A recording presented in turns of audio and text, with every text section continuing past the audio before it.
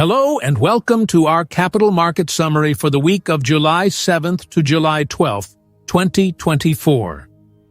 Today, we'll be covering the major index performances, key stock movements, important economic events, and a technical analysis of the market. Let's dive right in. This week, we saw significant gains across all major indices. The S&P 500 rose 0.9% for the week, closing at 5,615.35. While the Dow Jones Industrial Average climbed 1.6%, ending at 40,000.90. The Nasdaq Composite added 0.3%, finishing at 18,398.44. The Russell 2000, our small-cap index, hit its highest point in over 2 years. Both the S&P 500 and Dow Jones set new intraday record highs on Friday, showcasing the market's continued strength despite some volatility earlier in the week. Several key stocks and sectors made notable moves this week. Infotech rebounded strongly on Friday after Thursday's sell-off. The semiconductor industry saw a comeback, with the PHLX semiconductor index rising 1.3%. Automakers had a great run, with Rivian Automotive jumping nearly 8%, while Tesla, Toyota, GM, and Ford also posted significant gains. Homebuilders like Lennar and D.R. Horton continued their upward trend. Home improvement retailers, Lowe's, and Home Depot climbed about 2% each. In the banking sector, J.P. Morgan Chase, Wells Fargo, and Citigroup reported earnings, mostly meeting or exceeding expectations, though their stocks faced some selling pressure. This week's economic landscape was dominated by inflation data. Data released Thursday by the Bureau of Labor Statistics showed that prices climbed 3% compared with last year, an improvement from the 3.3% annual figure.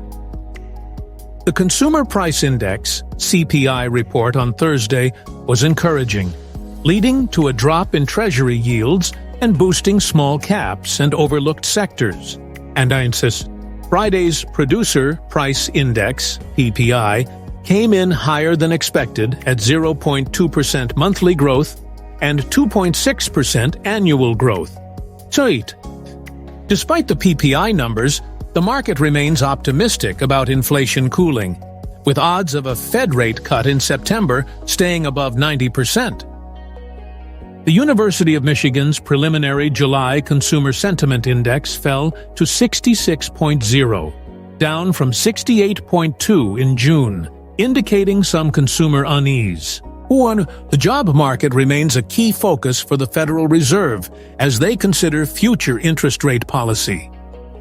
Technically, the S&P 500 is showing strong development within a rising trend channel, signaling increasing optimism among investors.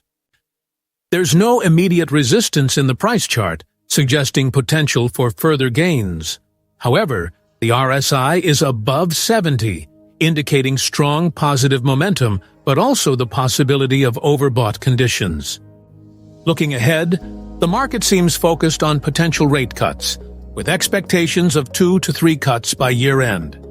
However, with stocks at all-time highs and valuations stretched, investors should remain cautious.